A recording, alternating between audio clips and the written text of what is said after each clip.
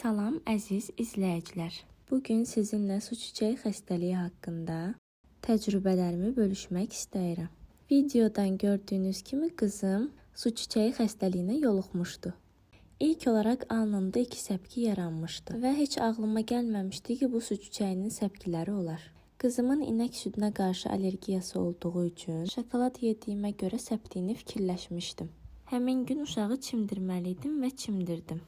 Səhər yuxudan durduqda uşağın üzündə səpkilər artmışdı. Dodağının altında, alnında, saçının diblərində, ümumiyyətlə bədəninin hər yerində həmin səpkilərdən vardı. Həmçinin bəzi səpkilərin içərisi suluq formasında idi. Mən bu xəstəliyi 9-cu sinifdə keçirmişəm.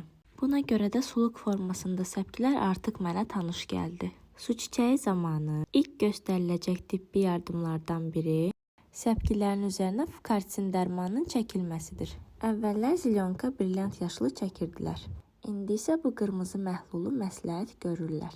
Bu məhlulu çəkməkdə məqsəd həmin səpkilərin partlayaraq yayılmasının qarşısını almaq, səpkilərin tez bir zamanda qurumasına kömək etmək. Qızım 8 ay 5 günlüyündə su çiçəyi xəstəliyinə yoluxdu.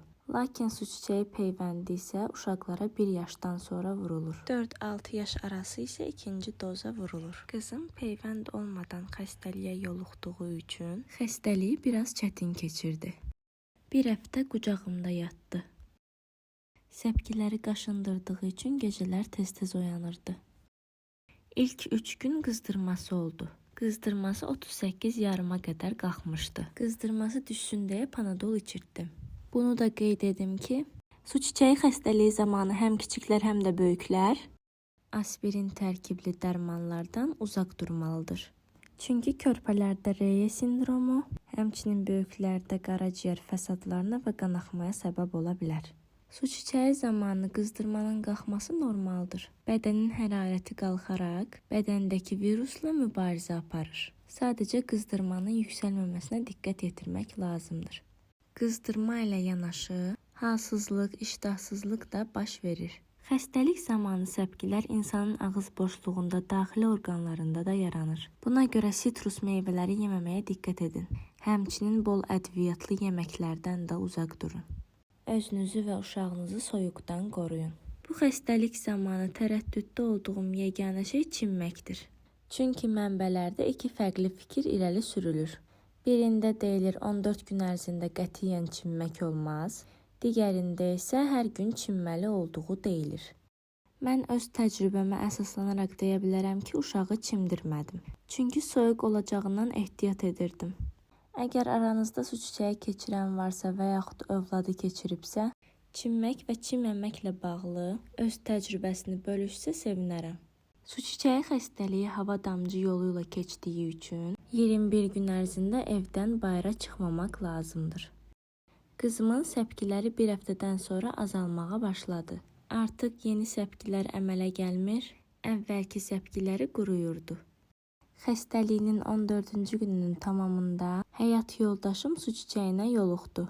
Bunu qeyd edim ki, yaş artdıqca bu xəstəliyi keçirmək daha çətin olur. Məsələn, qızım ilk 3 gün qızdırdı. Yoldaşım isə 1 həftə. Qızımın səpkiləri daha seyrək, yoldaşımın səpkiləri isə daha sıx və daha çox suluq formasında idi. Körpələri səpkilər qaşındırsa belə, özlərini çox qaşıya bilmirlər. Lakin böyüklər özlərini rahatlıqla qaşıya bildikləri üçün üzlərində və bədənlərində yara izləri daha çox qalır. Körpə su çiçəyi keçirən zaman dırnaqlarını mütəmadi olaraq kəsin. Geyimlərinizi və yataq dəstinizi hər gün dəyişin. Su çiçəyindən 1 ay keçməsinə baxmayaraq, gördüyünüz kimi su çiçəyinin izləri qalıb. Lakin körpə olduğu üçün bu ləkələrin getmək ehtimalı yüksəkdir. Qeyd etdiyim kimi mən 9-cu sinifdə su çiçəyinə yoluxduğum üçün məndə olan yara izləri getməyib. Buna görə də su çiçəyini körpə vaxtı keçirmək daha yaxşıdır. Əsasən qızların bu xəstəliyi uşaq vaxtı keçirməyi daha yaxşıdır. Əgər bir qadın hamiləlik zamanı su çiçəyi xəstəliyinə yoluxarsa, bu körpəsinin həyatı üçün risklidir. Buna görə də su çiçəyinə erkən yaşda yoluxmaqdan qorxmayın. Bol meyvə tərəvəz yeyin, sağlam qidalanın. immunitetinizi gücləndirin. Ümid edirəm ki, bu video sizin üçün faydalı oldu. Yuxarıda yerləşdirdiyim linkdən uşaqla bağlı olan videolarıma baxa bilərsiniz. Özünüzdən müğayət olun. Hələlik.